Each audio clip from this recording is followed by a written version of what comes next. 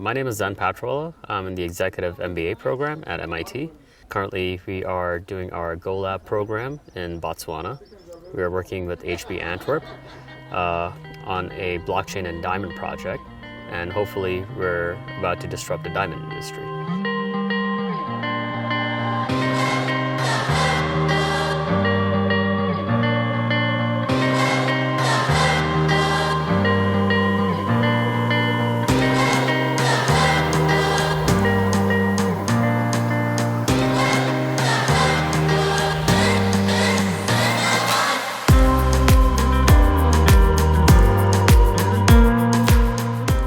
We're here to see or test the thesis that HB Antwerp is able to create transparency in a very opaque diamond market, right? Which has been the case for many, many years. De Beers have been controlling the diamond industry in Botswana since the 60s. So trying to disrupt this industry is a very tough mission. It's been a roller coaster ride because, when we first got introduced to it and the vision sounded really passionate, but there was a lot of gaps. And it was just like one of those too good to be true type of stuff. The diamond industry is just wrong. Everything is wrong about it. I'm Shai de Toledo, and I'm coming from the industry. My father is a cleaver, which is the first part that you do to a rough stone.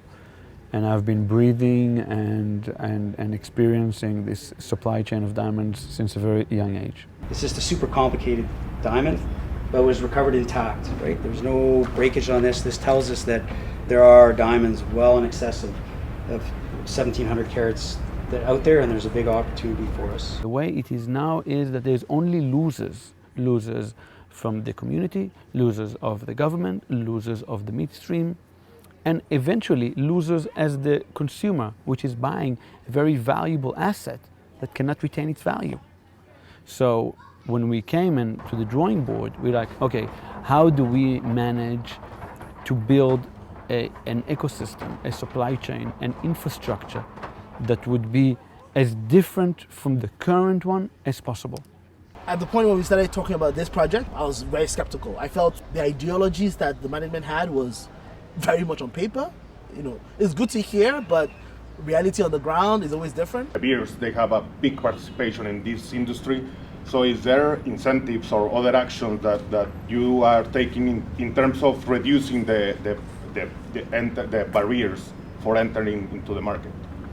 The diamond space, of course, over the years have been dominated by the agreement between the government and De Beers. It was a very closely knit, relationship-based system that you couldn't easily permeate. But I think we have put our eyes inside. We now know better, and therefore we can boldly put ourselves forward and say, yes, this can be done. The first thing that we heard in our first meeting here was disrupt, right? It felt like from a government perspective, there is a mandate to disrupt yourself. I've met with governments of many African countries, and this is the first time someone is saying, I want to disrupt myself. My name is Prince Chizala. I have my colleagues Emmanuel Moshe and Charity Mbuso. So welcome to HB Botswana, and we'll be showing you how the whole diamond manufacturing process will be going. So please join us so as we start where the journey begins. Scanning. They're still showing they're making a 30 to 40% increase in what they're giving back. I think that there is not an increase. I think there is just efficiencies in operation. Totally. It's not value creation. It is value creation. So we might need to prove it in the numbers. You have, that implementing this new model includes blockchain, transparency, and so on. So there's a benefit of 35 to 40%. Yeah, I think there's, first of all, also a pricing advantage that we have and still can use. And also from our side, there are also still a lot of possibilities to improve the process. So I think that's more the two main drivers of the 30%. Pricing and efficiency. Pricing, yes. We have some preliminary examining of the diamonds before they're even taken to the machine. We have people who check the clarities and the color, and In that way, we can prioritize which stone would give more value or the possibility of giving more value. I think 7 scenarios for each stone to make sure that we get the maximum out of it. And if it's about speed and selling it as soon as possible, you cannot maximize the value. So yeah, maybe we need a little bit more time, but you get rewarded for it. What we're really here for is to say, are they able to capture a part of the market? Right. Are you able to get the country to think about diamonds in a different manner? Diamonds, I would say, is a complex material. It differs from one diamond to the next diamond. Remember, they differ in color, they differ in morphology, they differ in carats. Every individual diamond is actually different from any other diamond, and also every mine is very different from any other mine. Each stage is a block. From the mine, that is the first block. This is the DNA of the stone, so it's the first block. And then when it comes here, it's another block, and when it goes to the next stage, it's another block. So it's a whole blockchain, and that blockchain translates into the ledger. This here is a stone. It has its own ID. So this IoT, it works with a ledger. It cannot work without this ledger. So we put this IoT here, then we send the stone to the next person. All they want is give us all the high value things. We're going to give you that. And the multiple, by the way, are only on the high value. On the smaller value, it's not there anyways. You're still not at the point of being able to draw conclusions. So try and resist that urge. But think of the questions that you want to validate what you think is where it's going. Is there anything close to this anywhere in the world? Nothing. Yeah, nothing. The technology is owned, developed and owned primarily by HB, developed by HB Blueprint, and over the last few years, and no one else has ever seen this before in the public until now. Our real management, the daily management, is the kids that just came out from universities. I told them, this is your company, run with it. And they are managing the company today.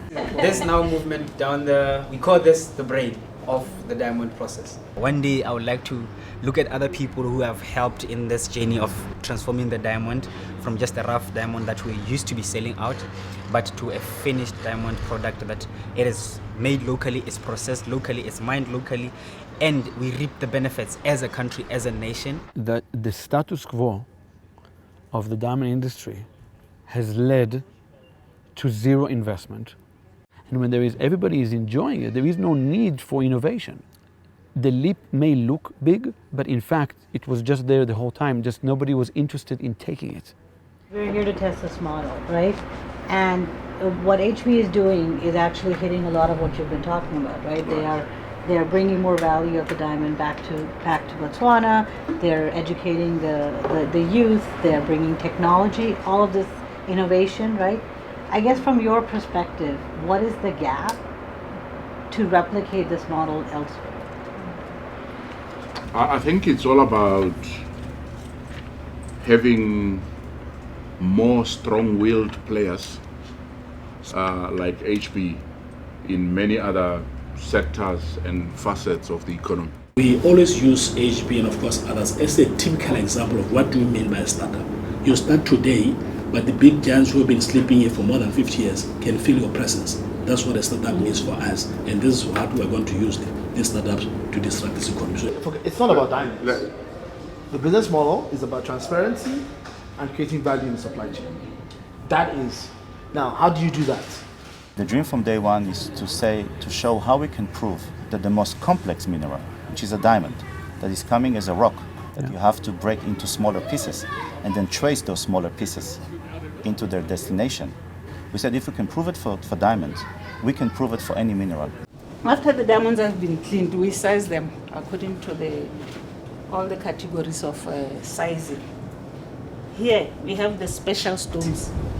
We take them to HB. The first 5 minutes, nobody even touched anything because we thought, we would evaporate if you touch these diamonds. Have you touched it before? Yes. This is my first time. Oh my God. The majority of the people in Botswana here didn't have a chance to touch and see a diamond. They produce the highest value of diamonds in the world. And it was a very cool experience to see all of these diamonds, how the people there gather up to identify the criteria of the diamonds, which diamonds to go in that bucket and which diamonds to go in this bucket. One stone, what we found out, could very much change the course of its value simply by how you analyze the initial color and the evolution of its possible color. Yeah, and the planning team is taking that into account. And the planning team needs to take it into account. Yeah. So that's why a constant feedback loop is needed Yeah. to be on the loop on so many stones. And be consistent. And be consistent. Somebody said, okay, maybe you change stone. Interesting. And actually, there's two things when it comes to expansion. One is if they take this model to South Africa, diamonds, how will that work? And the second is they take it to Cobalt, Congo, how will that work? What is your prediction for the announcement today? Just you get one, Dylan. You cannot have it. We're hearing the same messages from everyone, whether it's the HB team, their partners, but more importantly, the government officials. They're definitely looking for disruption, and HB is providing that to them.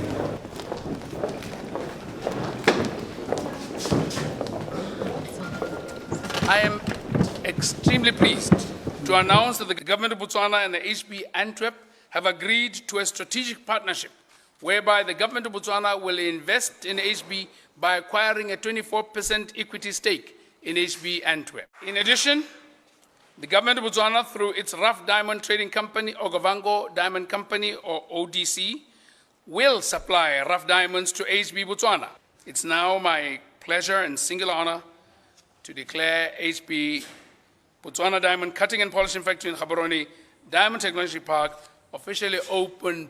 Pula.